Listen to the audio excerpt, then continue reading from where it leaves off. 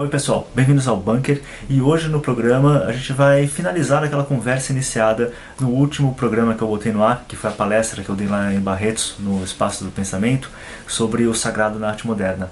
E eu quero encerrar essa conversa falando aqui um pouco sobre alguns artistas brasileiros que acham que também fazem esse diálogo com o sagrado e que não deu tempo de falar na palestra por uma questão de literalmente de tempo mesmo, assim, né? O espaço que a gente tinha lá era limitado, mas acho que aqui dá pra apresentar um pouquinho da minha visão sobre esses artistas e de que, como eu falei na palestra, esse diálogo permanece e continua. Então vamos relembrar algumas coisas. Primeiro, de que existe sim um contexto religioso presente na arte moderna e na arte contemporânea. Em segundo lugar, uma oposição evidente entre o que significa a era moderna com sua esperança e seu idealismo cientificista e a arte moderna, que tenta muitas vezes, e que vai muitas vezes, melhor dizendo, justamente negar esta esperança no cientificismo, essa esperança no racionalismo da era moderna. Então, segundo ponto importante aqui pra gente. O terceiro ponto importante é relembrar que a arte moderna é uma arte da incredulidade. É uma arte que representa uma crença fragilizada de busca e questionamento.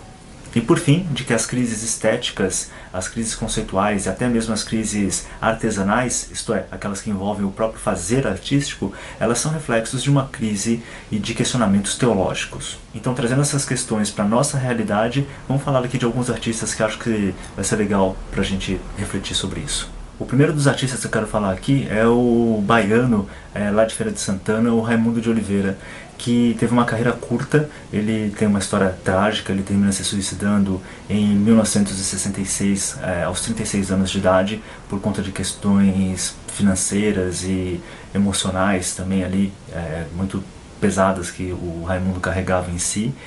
E no pequeno ensaio que o Ferreira Goulart escreve sobre o Raimundo de Oliveira, no livro Arte Contemporânea Brasileira, o Ferreira Goulart relembra que o Raimundo ele auxiliava a mãe nos trabalhos de decoração com motivos religiosos, e que esses motivos estariam presentes na obra do Raimundo de Oliveira por toda a sua curta vida. Conforme ainda o Ferreira Goulart, até os 30 anos de idade, o Raimundo de Oliveira ele tenta vários caminhos diferentes dentro da arte. Ora ele se aproxima do realismo, ora de uma estilização que vai misturar cubismo e arte nouveau.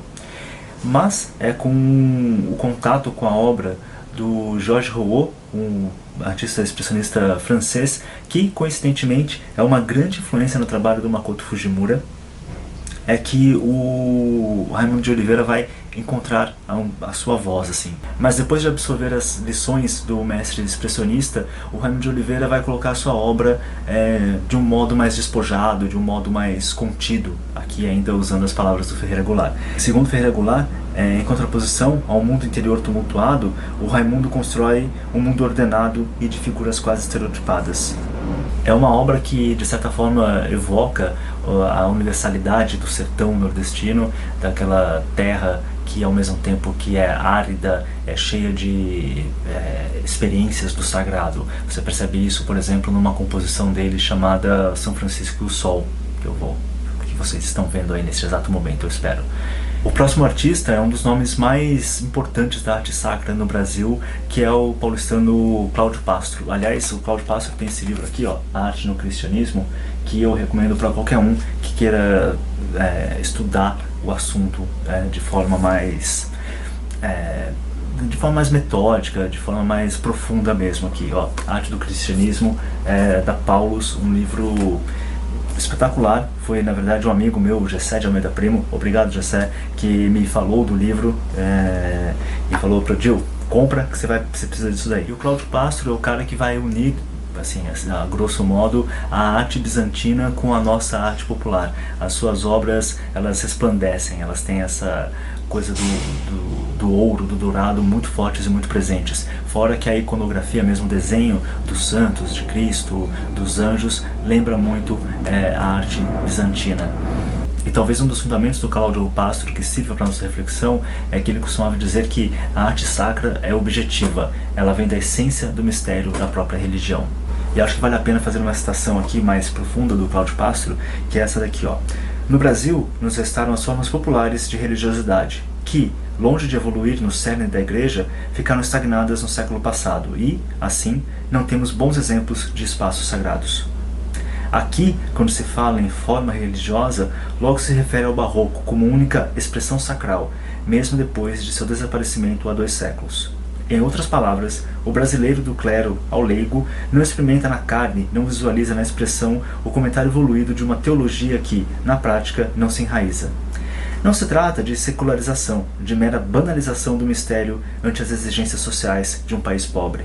Trata-se sim de uma ausência da celebração exata do mistério pascal, com beleza e poesia, apesar de dura realidade, como o fato sempre novo que gera homens novos. E justamente por conta deste novo artista, acho que vale indicar aqui 2 artistas que estão aí trabalhando atualmente, são jovens, são caras novos, caras que estão buscando a sua própria voz. O primeiro que eu vou indicar aqui é o meu amigo pessoal, o Felipe Stefani, mas não estou indicando porque ele é meu amigo, estou indicando porque ele é realmente muito bom com os seus desenhos, com o seu trabalho, que muitas vezes é inspirado no trabalho dos grandes mestres, mas que o Felipe termina renovando a nossa apreensão dessas obras com a sua técnica, que é uma técnica inclusive muito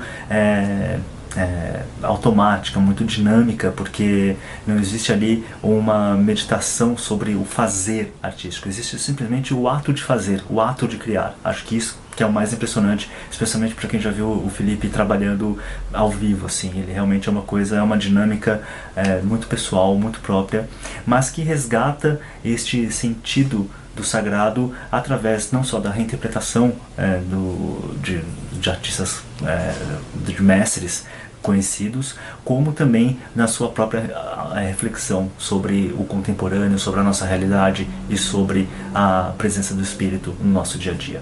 O outro artista é o Philip Cohen, que a partir de uma reflexão sobre o objeto, sobre o fazer artístico e sobre o próprio símbolo, ele termina refletindo essas reflexões sobre o sagrado.